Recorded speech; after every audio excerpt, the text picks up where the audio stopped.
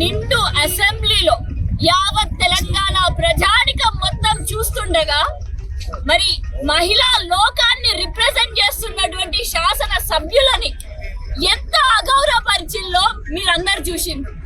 మరి ఒక ముఖ్యమంత్రి హోదాలో మరి తెలంగాణ ముఖ్యమంత్రి గారు, అదే విధంగా ఉప ముఖ్యమంత్రి గారు, ఇంకా కాంగ్రెస్ పార్టీ ఇతర ఎమ్మెల్యే నాయకులు వాళ్ళందరూ మహిళా ఎమ్మెల్యేలను ఆ విధంగా అగౌరవపరచడం అంటే మా మహిళలందరికీ కూడా, మమ్మల్ని అందరినీ కూడా అగౌరవపరిచినట్టే. మరి నేడు తెలంగాణ తల్లి కూడా తలదించుకునేలాగా చేసింది ఈ కాంగ్రెస్ ప్రభుత్వం. ఇప్పుడు నుంచే కాదు, ముందు నుంచే మనం గమనిస్తాం. తెలంగాణ తల్లి విగ్రహం నుంచి అక్కడ నుంచి మార్పిడి జరిగింది.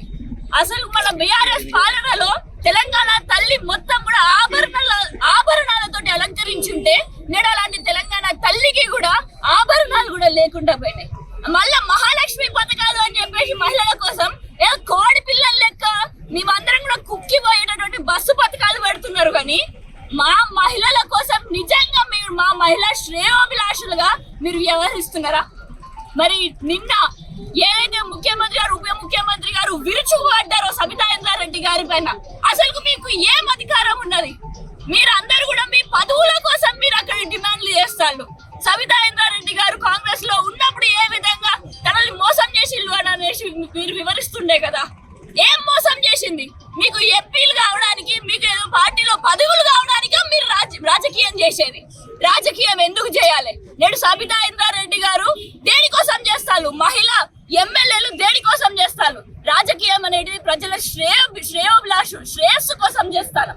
మీ పదవుల కోసం చేసేటటువంటిది రాజకీయం కాదు. ఎమ్మెల్యేలు అయిన తర్వాత, మంత్రులు అయిన తర్వాత, ముఖ్యమంత్రి తర్వాత మనం ఏమి చేస్తామనేది రాజకీయం. మరి నిన్ను అసెంబ్లీలో మరి మీరు మా మహిళల పట్ల మమ్మల్ని కించపరిచే విధంగా మీరు మాట్లాడినందుకు ముక్కు నేలకి రాసి మీరు అన్న మాటలు వాపస్ తీసుకుంటూ యావత్ తెలంగాణ ఆడబిడ్డలకి క్షమాపణ చెప్పాలి అని చెప్పేసి నేడు ఉదయం మరి పెద్దపల్లి నియోజకవర్గంలో బీఆర్ఎస్ నాయకులు పెద్ద ఎత్తున ఆందోళన తెలియజేసి దిష్టి బొమ్మ దహనం చేయడం జరిగింది.